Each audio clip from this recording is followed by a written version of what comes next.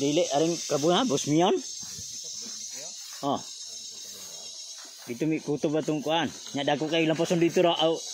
Baga kay lampason. Kay wa man aspad diha. Wala sa kadihan ang lampase. Dito sa kuan. Siguro yung pakang tumubuan dito ron. Lunes na po dito.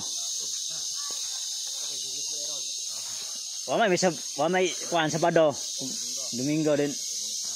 Pagka Miyerkules pod. Kuan kanang pulahon man. Wa may kuan na. May trabaho. Ego yung kuan ay kaning tama na pizza 15. 15 kala pero nami katunga. Pero nay. Katunga pito pud ka adlaw. Dili. Dili abtag kanang uban maabtag pizza 15. Kuan pito ka adlaw. Siguro na po nang kanada ba bibo na po kayang naman dyan karin kabaw dihang dapita. Di mo dyan mawala itong ilang kagoy-goy. At dagang kayo magigikay dihang kaning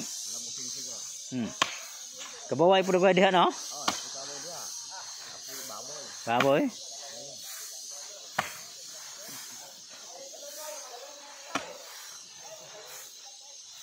May yung pagkuhan gede dagang kong lubihan ron. Sandaw. Kasi na nang kunhan nila yun? Kasi mo nang lubihan Anyo Awas. Ang presyo ro 30 siguro presyo.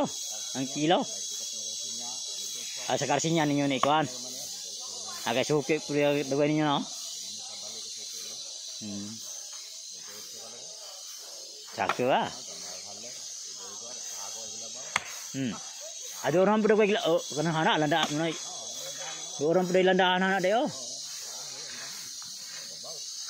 Imba orang pada landahan di. Anak pa sa layo tutup na itong nahan. Amo bu